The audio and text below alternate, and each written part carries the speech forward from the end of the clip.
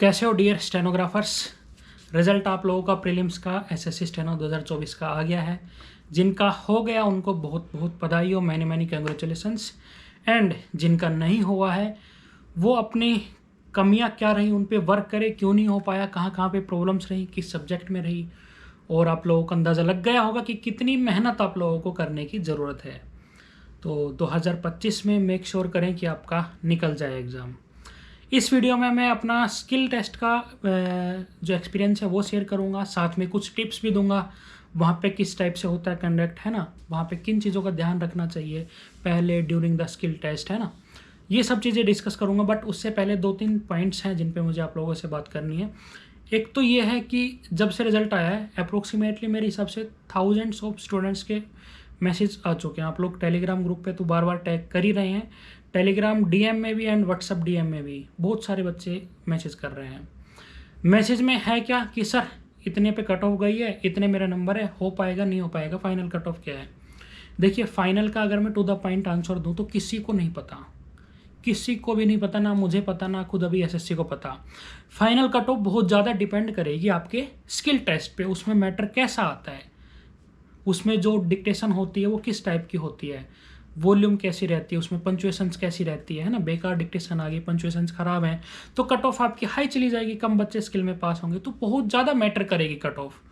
दूसरी चीज़ ये है कि जब भी कोई बच्चा मेरे पास मैसेज करता है लाइक उसकी कैटेगरी की कट ऑफ प्रीलिम्स में गई है 130 एंड उसके नंबर है 137, तो अगर वो मैसेज करेगा तो मुझे मे भी लगे कि उसका ना हो पाए, बट मैं कोशिश करता हूँ कि एज मच एज पॉसिबल मैं उसको एक पॉजिटिव रिस्पॉन्स दूँ।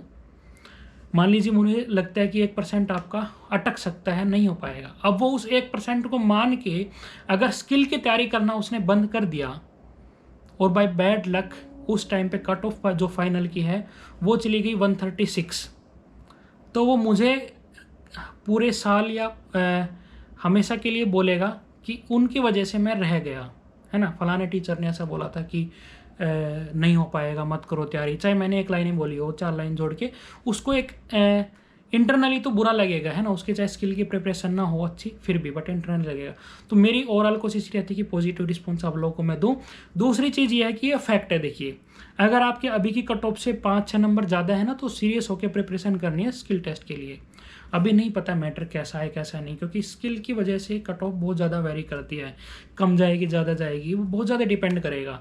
तो अभी ये किसी से मत पूछिए, है ना, मुझसे ही नहीं, किसी से भी अभी ये क्वेश्चन मत पूछिए। अगर आपके कट ऑफ से 5-7 नंबर ज़्यादा हैं तो प्रिपरेशन कीजिए, अगर हो गया तो अच्छा है, नहीं हुआ तो ये जो की हुई प्रिपरेशन है आपके नेक्स्ट एग्जाम में काम आएगी। आपको 2025 की प्रिपरेशन फिर करनी है, उसमें काम आ जाएगी, दैट्स सिंपल। इसमें इतना कंफ्यूज होने की क्या ज़रूरत है कि मैं स्किल की करूं या ना करूं। अभी महीने भर की बात है, 30 दिन के लगभग, अप्रैल मिड तक हो जाएगा, तो 30 दिन तो एटलीस्ट आप एक कह सकते हैं कि पागल होके काम कर ही सकते हैं स्किल पे, इतनी सी बात है। दूसरी बात यह है कि व्हाट्सएप ग्रुप के लिए मैसेज आ रहा है, जो व्हाट्सएप ग्रुप हम लोगों ने क्रिएट किया था स्किल की प्रिपरेशन के लिए, उसके लिए मैसेज आ रहे हैं बहुत सारे बच्चों के, ऐड मी, है ना, इस टाइप से नहीं है मेरे दोस्त, वो सिर्फ उनके लिए है जिन्होंने stenosara.com पर पास लिया हुआ है एंड जिनका प्रीलिम्स निकला है, सिर्फ उन बच्चों के लिए है। वो एक डेडिकेटेड ग्रुप है ताकि वहाँ पे डेडिकेशन के साथ में हम प्रैक्टिस कर सकें। जो पॉसिबल टिपिकल वर्ड्स हैं, अलग अलग टॉपिक्स पर जो वर्ड्स हैं, पॉलिटिक्स है और मेडिकल है, अलग अलग टॉपिक्स पर जो भी वर्ड्स हैं उनके हम आउटलाइन प्रोवाइड कर सकें, ये सारी चीज़ें हैं। टू द पॉइंट में रखता हूँ इस चीज़ को। अब चलते हैं मेन टॉपिक पर वीडियो के, कि स्किल का एक्सपीरियंस मेरा कैसा था, क्या क्या वहाँ पे होता है और कैसे स्किल कंडक्ट होता है।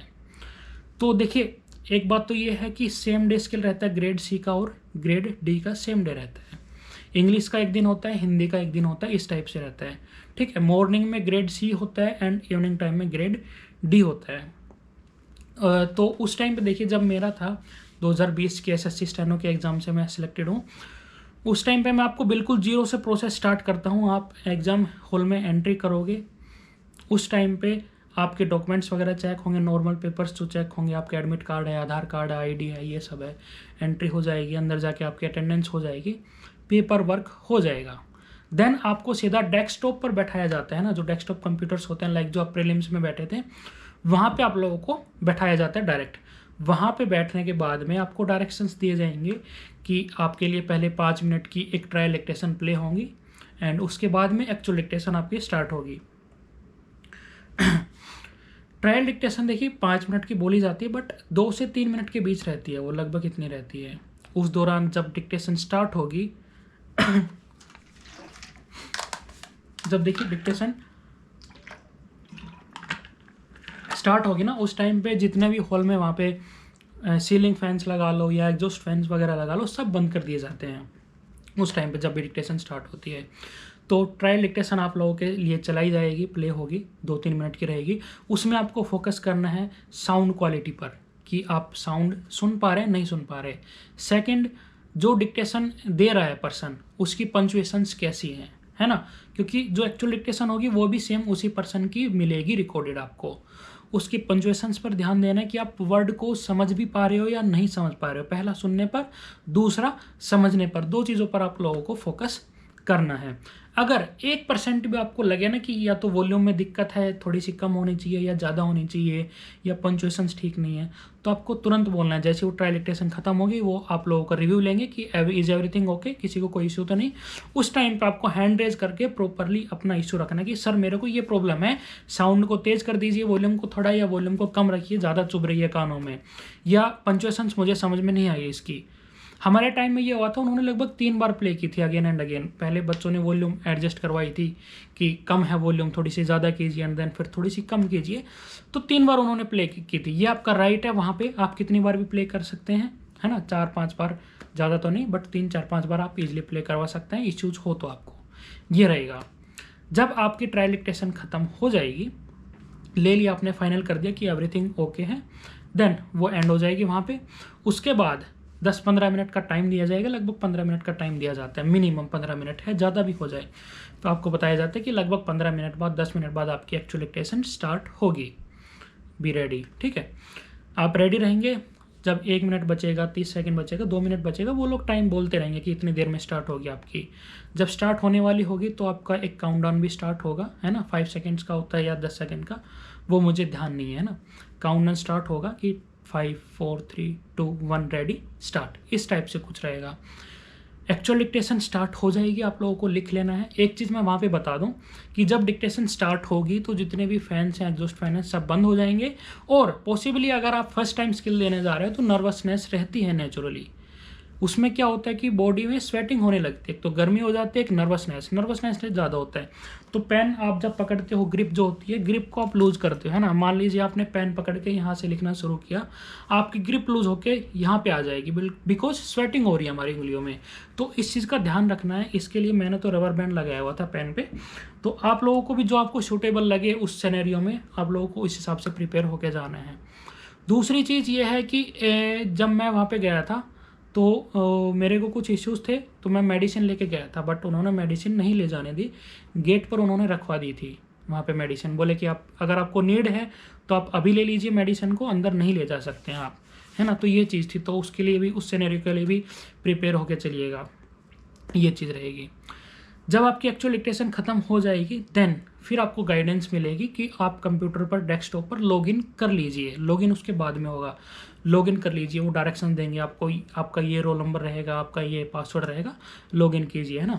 सभी का लॉगिन चेक होगा उस टाइम पे, ये रहेगा। उसके बाद में लॉगिन वगैरह होने के बाद में ट्रायल डिक्टेशन जो आपने लिखी थी ना, वो टाइप करवाई जाएगी। कि जो आपने ट्रायल डिक्टेशन लिखी थी वो टाइप कीजिए। इस चीज़ का ध्यान रखना है खास तौर से, क्योंकि काफ़ी बच्चे क्या करने लगे थे कि एक्चुअल डिक्टेशन जो उन्होंने लिखी थी ना, वो टाइप करने लगे थे।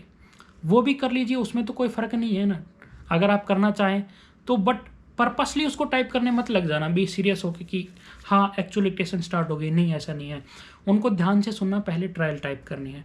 टाइप करने का पर्पस हमारा क्या होता है कि हमारे पास में जो कीबोर्ड होता है ना, इसमें सारी कीज़ को हमें चेक करना होता है कि कीबोर्ड में तो कहीं प्रॉब्लम नहीं है, कहीं उस पर्टिकुलर सिस्टम में तो कोई इशू नहीं है, कहीं वो सिस्टम लैग कर रहा हो, मैं टाइप कर रहा हूँ, उसमें जो टाइपिंग है वो 1-2 सेकंड बाद वहाँ पे विजिबल हो रही हो, लैग हो, एक है ना, डिसरप्शन हो थोड़ा बहुत। या फिर दूसरी चीज़ है कि जो हमारे पास में कीबोर्ड है उसमें सारी कीज़ काम तो कर रही हैं, की जो मैं प्रेस कर रहा हूँ वो वहाँ पे स्क्रीन पे शो हो रही हैं, 1 थिंग। एंड सेकेंड थिंग, सारी की प्रेस होनी चाहिए, कोई अटकनी नहीं चाहिए। 0 से 9 तक की numericals and A to Z alphabets आपको फॉर श्योर ज़रूर आपको टाइप करके देखने हैं। इससे आपको कीबोर्ड की क्वालिटी का पता लगेगा। बैक स्पेस है ना, आपको एंटर है, इस टाइप के कीवर्ड्स आपको सारे यहाँ पे देखने हैं।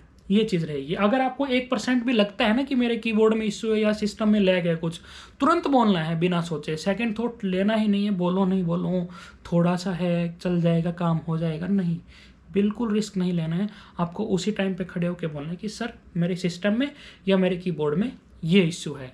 बोल दोगे तो फ़ायदे में रहोगे, ठीक है। ये रहेगा।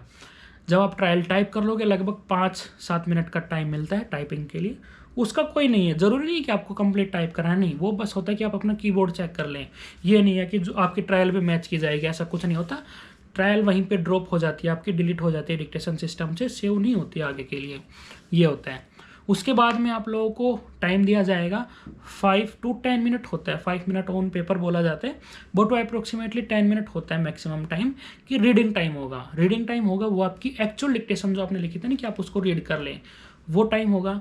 देन आपका स्क्रीन पे टाइमर चालू हो जाएगा, जो होता है ना your exam will begin in 10 minutes, वो काउंटडाउन चलता रहता है। फिर हम एग्जाम स्टार्ट करते हैं, जैसे कि प्रीलिम्स में होता है एग्जाम स्टार्ट होने से पहले।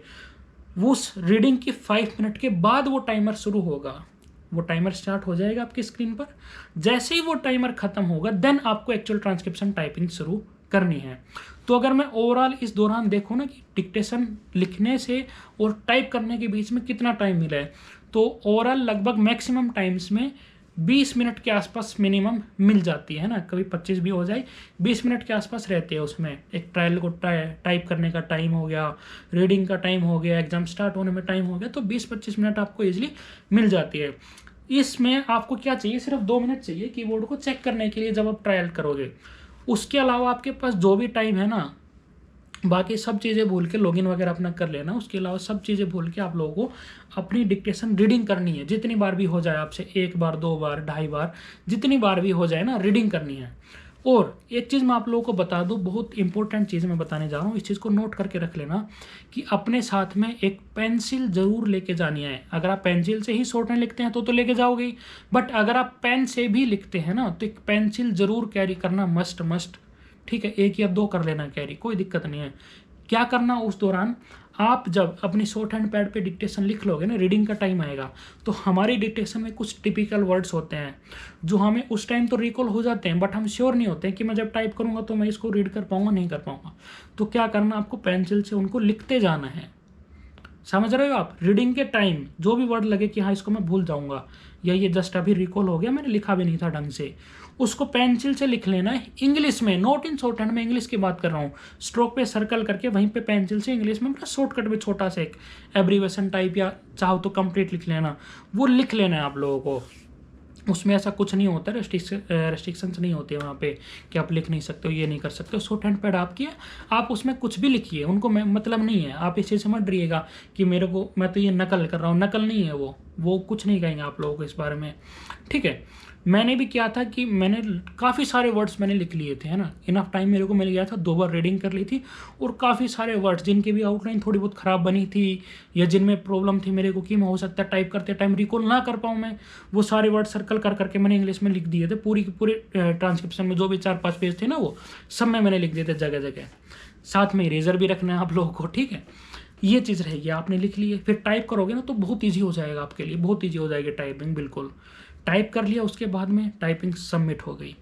सबमिट होने के बाद में आपके सामने एक स्क्रीन आती है, वो काफ़ी बच्चे स्किप कर जाते हैं, उसमें ओके क्लिक कर देते हैं। ओके क्लिक करते ही वो क्लोज होता है, एग्जाम क्लोज हो जाता है, सिस्टम बंद हो जाता है, मतलब स्क्रीन, ठीक है।